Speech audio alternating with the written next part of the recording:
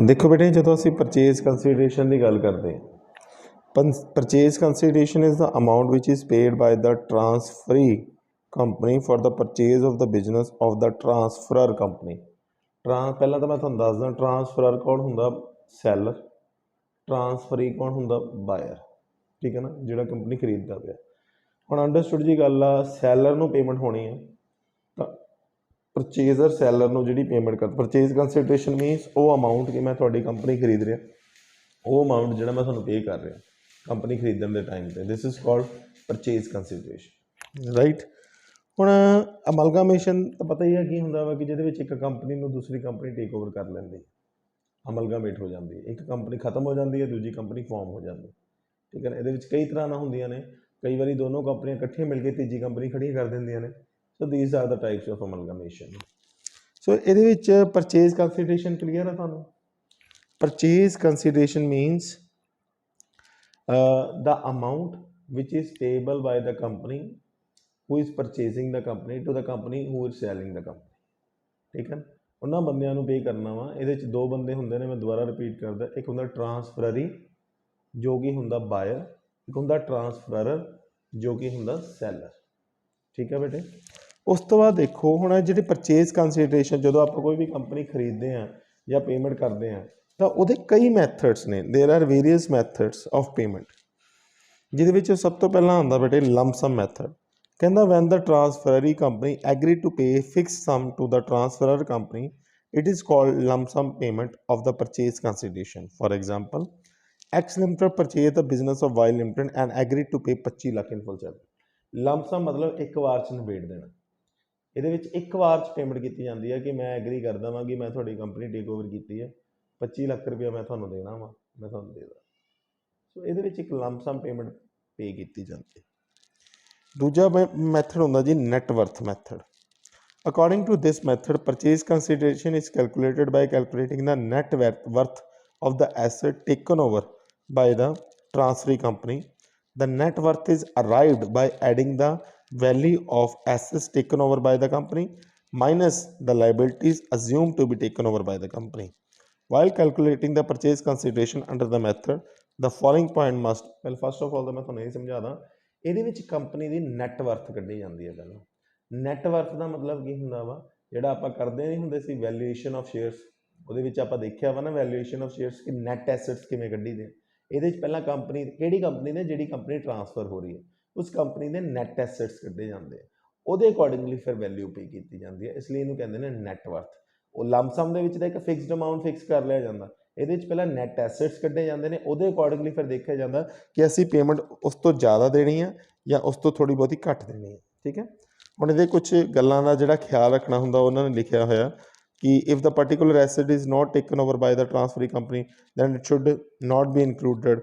The liabilities means we all the liabilities to the third party, मतलब liabilities ਦਾ ਮਤਲਬ ਹੁੰਦਾ ਵਾ ਕਿ ਜਿਹੜੇ ਐਡਵੈਂਚਰ ਹੋਲਡਰਸ ਨੇ ਇਹਨਾਂ ਨੇ ਬੈਂਕ ਲੋਨ ਵਗੈਰਾ ਹੈਗੇ ਨੇ ਉਹ ਲੈਣੇ ਨੇ, ਆਪਣੀਆਂ ਲਾਇਬਿਲਿਟੀਜ਼ ਨਹੀਂ ਲੈਣੀਆਂ, ਕੈਪੀਟਲ ਵਗੈਰਾ ਨਹੀਂ ਲੈਣੀ। ਠੀਕ ਹੈ, ਉਸ ਤੋਂ ਬਾਅਦ ਲਾਇਬਿਲਿਟੀ ਟ੍ਰੇਡ ਕ੍ਰੈਡੀਟਰਸ ਲੈਣੇ ਨੇ, ਬਿਲਸ ਪੇਬਲ ਲੈਣੇ ਨੇ। ਠੀਕ ਹੈ ਨਾ, ਉਸ ਤੋਂ ਬਾਅਦ if a fund donate liability to the third partner ਉਹ ਲੈਣਾ ਵਾ। business will always mean both the assets and liability. goodwill value agree to be paid by the transfer, goodwill ਵੀ ਲੈਣੀ ਹੈ ਕਿਉਂਕਿ goodwill ਵੀ ਆਪਾਂ ਪੇ ਕਰਦੇ ਹੁੰਦੇ ਇੱਕ ਦੂਜੇ। ਠੀਕ ਹੈ, ਸੋ ਆਹ ਸਾਰੀਆਂ ਚੀਜ਼ਾਂ ਨੇ ਰਾਜੇ। treatment of reserve specified in the scheme of amalgamation, ਕਹਿੰਦਾ when the scheme of amalgamation sanctioned under the state prescribe the treatment to be given to the reserve of the transferor company after amalgamation, the same should be followed. The calculation of purchase consideration by net worth method may be made clear by the following example। इन्होंने एक example दी हुई है लेकिन मैं तुहानूं example वैसे दस देना कि कहने का मतलब की आ कि सारे एसेट्स पहला चैक करांगे, फिर सारियां लाइबिलिटीज़ चैक करांगे, एसेट्स जो लाइबिलिटीज़ माइनस करांगे, ਜਿਹੜੇ ਸਾਡੇ नैट एसेट्स आ जाएंगे ਉਹਦੇ अकॉर्डिंगली परचेज कंसीडरेशन पे की जाए। ठीक है, क्लीयर। ਇਹਦੇ ਵਿੱਚ ਇਹ ਹੁੰਦਾ ਰਾਜੇ ਸਾਰੀਆਂ बेसिकली लाइबिलिटी आ देख लो, आ तुसीं देख ही सकते हो नैक्सट पेज पर इन्होंने एक थले एग्जाम्पल सॉल्व की हुई है जी भी पेपर च सॉल्व करके आ सकते हो। इन्होंने पहला सारे एसेट्स ले ले, उस तो बाद लाइबिलिटी माइनस करती, आ थोड़ी परचेज कंसीडरेशन निकले। Goodwill, land and building, plant and machinery, stock, debtor सारे प्लस करते, विचों लाइबिलिटी की करती इन्होंने माइनस करती नैट। सो दूसरा मैथड क्लीयर है जी। पहला लमसम सीगा, दूजा सीगा नैट एसेट्स। तीजा हैगा जी net payment method.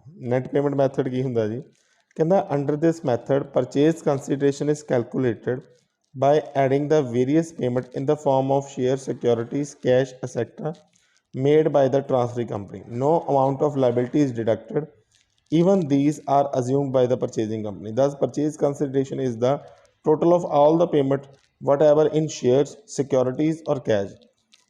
For example, purchase in example लेने हैं. Suppose in the example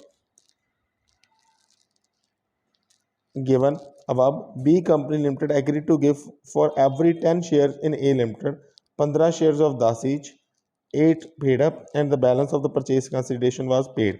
ਇਹਦੇ ਵਿੱਚ ਪਤਾ ਕੀ ਹੁੰਦਾ, ਮੈਂ ਤੁਹਾਨੂੰ ਸਮਝਾਉਣਾ।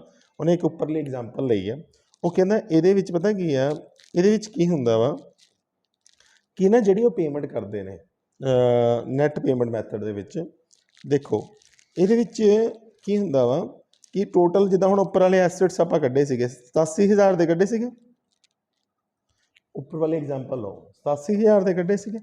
हुण उहदे विच देखो उन्होंने की कर लेना वा कि under this method purchase consideration calculate by adding the various payment in the form of share securities made by the transfer company, no amount of liability is deducted if it is assume that. ਇਹਦੇ ਵਿੱਚ पता की हुंदा राजे, ਇਹਦੇ ਵਿੱਚ ਕੀ ਹੁੰਦਾ ਵਾ कि जिद्दां फॉर एग्जाम्पल कि थोनों ना कैश पेमेंट नहीं की जानी, थोनों वो बदले शेयर दे दिते जाने हैं, बाकी पेमेंट कैश कर दी जानी है। जिदा फॉर एग्जाम्पल आप उन्होंने टोटल 87,000 रुपया देना सी, 87,000 रुपीज़ देने से आप उन्होंने, ठीक है ना। वो आप की किया 72,000 दे या कितना लिखा है उन्होंने, हाँ 72,000 दे उन्होंने की देते, शेयर्स ही देते, या इदा कह सकता है share holders of A company limited will get 72,000 के शेयर्स, बस बाकी बैलेंस पेमेंट उन्होंने की हो जाएगी, कैश हो जाऊगी। ये सौखा काम आ, ये की आ कि पैसे नहीं दिते, आप उन्होंने शेयर होल्डिंग्स देती, समझ आ गई गल कि नहीं। सिर्फ नैट पेमेंट की है, जिन्हों के उन्होंने शेयर देने हैं शेयर देते, बाकी नैट पेमेंट आप करते। पहला पॉइंट की सीगा लमसम, जिहदे विच एक पर्टिकुलर अमाउंट दिता गया सी, दूजा अमाउंट सीगा नैट एसेट कढ़ के परचेज कंसीडरेशन कढ़ी गई सी, जिन्होंने नैटवर्थ कह देंगे आ। तीजा की सीगा नैट पेमेंट कढ़ी गई सी, जिन्हें उन्होंने शेयर्स देने, बाकी बैलेंस उन्होंने कैश की कर दिता गया, पे कर दिता गया। क्लीयर। नैक्सट कहता following point must be consider, आ थोड़े जे पॉइंट्स पढ़ लो तो थोड़ा क्लीयर हो जाता। कहता the asset and liabilities taker over by the transfer company are not to be considered. इस एसेट एंड लाइबिलिटीज जिहड़ियां आपां टेक ओवर कर रहे हैं वो नहीं कंसीडर करनी। Payment made by the transferee company for the share holders whenever in cash और share must be taken into account. If the creditors and debentures are taken over the transfer company subsequently discharge then such amount should not be added. ये राजे simply गल्लां ने, ये पढ़ लियो, main meaning तो समझ आ गया ना कि वो की आ कि आप शेयर कैपिटल दे दें तो बाकी बैलेंस कि थ्रू दे दें, कैश के थ्रू दे दें, ठीक है।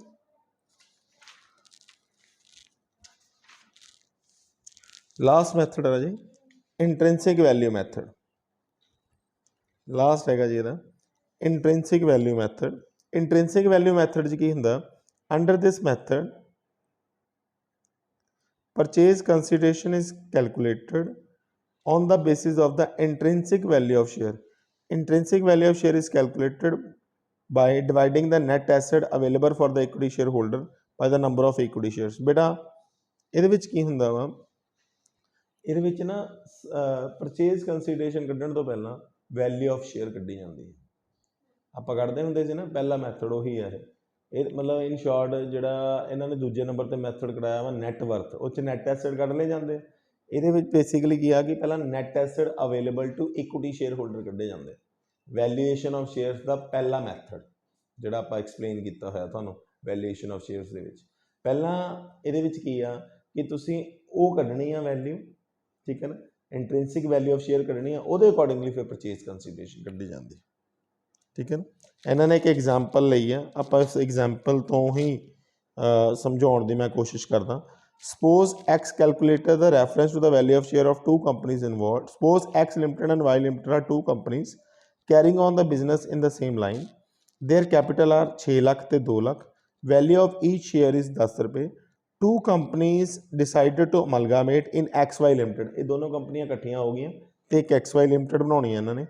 If each share of X limited and Y limited is issued at 15 and 25 respectively for the purpose of amalgamation then purchase consideration will be under S 60,000 share into 60,000 share into 15 20,000 share into 25। देखो उन्होंने ना net asset के accordingly share की value इन्होंने थोड़ी जी example explain नहीं किया, उन्होंने नैट एसेट के अकॉर्डिंगली शेयर की वैल्यू 15 ते 25 कढ़ ली, लेकिन एक्चुअल कितनी सी 60 ते एक्चुअल कितनी सी 10।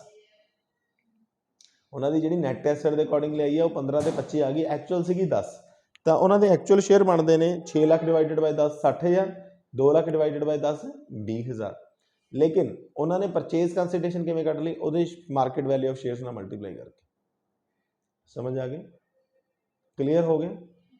सो अगर तुम इस क्वेश्चन को लंबा बनाना चाहते हो दैन तुम पहला मैथड तो लंब समा उस तो सीधा ही करना, दूजे मैथड नैटवर्थ कट के दिखा दो, नैट एसेट्स कट के दिखा दो। तीजा मैथड की सीगा अपना जिहदे वो शेयर्स वगैरह दिंदा कैपिटल, वो एग्जाम्पल दिखा दो। चौथे दे नंबर ऑफ इक्विटी शेयर्स की पहला वैल्यू कट के दिखा दो, फिर उस तो बाद नैट कंसीडरेशन कट के दिखा दो। कहने का मतलब ये वैल्यूएशन ऑफ शेयर्स के दोनों मैथड यूज होने हैं राजे। पहला नैटवर्थ के भी नैट एसेट कढ़ने ने, तो ये जोड़ा है इंट्रिंसिक वैल्यू, ये भी पहला वैल्यू ऑफ शेयर कढ़नी है नैट एसेट मैथड के अकॉर्डिंग। सो आ 4 मैथड से राजे।